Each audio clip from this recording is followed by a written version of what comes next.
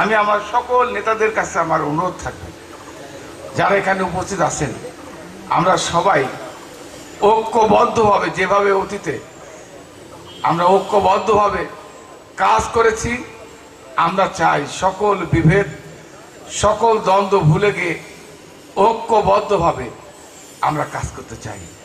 আমাদের নেতা মাননীয় প্রধানমন্ত্রী উনি বলেছেন, দীর্ঘ কষ্টের পর আজকে স্বাধীন পরিবেশে এই যে আমরা এখানে এক জায়গা হয়েছি, যে আল্লাহ সুযোগ দিয়েছে। আমার নেতা কর্মীদের কাছে আমার আহ্বান, আমাদের নেতা তারেক রহমান বলেছেন 30 দিনের মধ্যে এই যে ক্ষমতায়, গতকালকে ছিল আমাদের 1 মাস, এই 1 মাসের মধ্যে উনি ফ্যামিলি কার্ড, আপনারা দেখেছেন যে ফ্যামিলি কার্ডের মাধ্যমে বাংলাদেশের মধ্যে নির্বাচনের আগে যে অঙ্গীকার করেছিল প্রতিটা পরিবারকে ফ্যামিলি কার্ড দেবেন, সেই ফ্যামিলি কার্ডের আনুষ্ঠানিকভাবে উদ্বোধনের মাধ্যমে উনি তার প্রতিশ্রুতি বাস্তবায়ন করতে চলেছেন।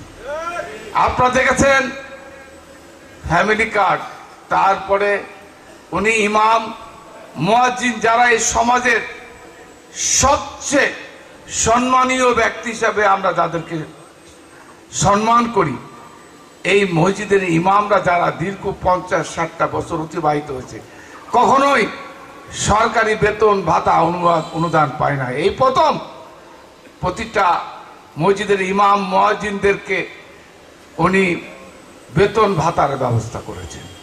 সন্ত্রাসীর নাটক নয়, এখন থেকে নাটক হবে শান্তির নাটক, উন্নয়নের নাটক।